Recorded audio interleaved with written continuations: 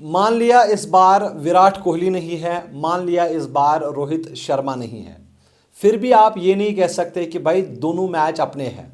ये बात कल कही है हारिस रऊफ ने, जब वो प्रैक्टिस कर रहे थे और उनसे सवाल हुआ कि भाई इस बार इंडिया के खिलाफ आपको 2 मैच खेलने हैं, तो हारिस रऊफ कॉन्फिडेंस के साथ कह रहे थे कि भाई दोनों मैच अपने हैं। हालांकि मैं इसको कॉन्फिडेंस नहीं समझता हूँ, मैं इसको ओवर कॉन्फिडेंस समझता हूँ। आप ऐसे नहीं कह सकते कि भाई दोनों मैच अपने हैं। अगर आप कॉन्फिडेंट है तो आप ये कह सकते हैं कि भाई हम काफ़ी मेहनत कर रहे हैं, हार्ड वर्क कर रहे हैं, कोशिश करेंगे दोनों मैच जीतने की, क्योंकि इंडिया के खिलाफ आपका रिकॉर्ड अच्छा नहीं है। फिर भी हारिस रऊफ ने ये बयान दे दिया कि भाई दोनों मैच हम जीत जाएंगे। तो फिर आप इस स्टेटमेंट को कैसे डिफेंड करेंगे अगर आप दोनों मैच हारेंगे? फिर फैंस आपको भाई अलग अलग बातें सुना रहे तो फिर आपको गुस्सा आता है। आपने कभी इस तरह की बयानबाजी इंडिया के खिलाड़ियों से नहीं सुनी होगी, to be honest with you.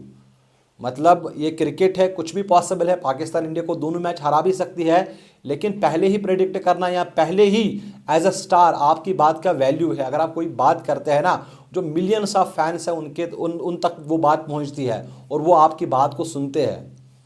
तो अगर आपने आज ये बात कह दी कि पाकिस्तान इंडिया को दोनों मैच हराएगा, दोनों मैच अपने हैं, तो फिर आप इस बात को कैसे कल डिफेंड करेंगे? और आपका रिकॉर्ड इंडिया के खिलाफ टू बी ऑनेस्ट अच्छा नहीं है। आप देखिए जो आखिरी 2 मुकाबले इंडिया ने जीते ना, वो पाकिस्तान दोनों मुकाबले जीता हुआ था। आपको याद होगा वो मुकाबला, जो मुकाबला हारिस रऊफ ने ही हराया था। विराट कोहली ने वो शानदार बल्लेबाजी की थी और हारिस रऊफ के एक ही ओवर में मैच का रुख बदल दिया था विराट कोहली ने। और उसके बाद यूएसए के अंदर आपको वो मैच भी याद होगा जिसमें पाकिस्तान बिल्कुल मतलब ऐसा लग रहा था कि आराम से मुकाबला जीत जाएगी। 112-115 रन पाकिस्तान को करने थे, लेकिन इंडिया ने वो तक नहीं करने दिए। तो फिर इस तरह की बयानबाजी मेरा नहीं ख्याल कि एक स्टार को करनी चाहिए। हाँ, इंडिया के लोग, पाकिस्तान के लोग वो कर सकते हैं एक दूसरे के साथ डिबेट कि हम जीतेंगे, ये जीतेंगे, वो जीतेगा, बट एज अ स्टार आपको अपनी बात का वैल्यू रखना पड़ेगा।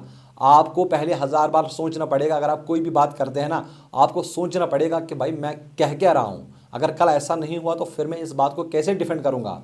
तो इससे बेहतर है कि भाई आप ओवर कॉन्फिडेंट ना हो जाए, आप कॉन्फिडेंस के साथ खेलें। और ये वही हारिस रऊफ है ओडीआई वर्ल्ड कप 2023 में जिन्होंने सबसे ज़्यादा रन्स दिए थे अगर दुनियाई क्रिकेट की बात करें। और T20 में भी अगर इनका कभी अच्छा दिन हुआ ना, तो वो 4 ओवर में 60 रन 65 रन खा लेते हैं।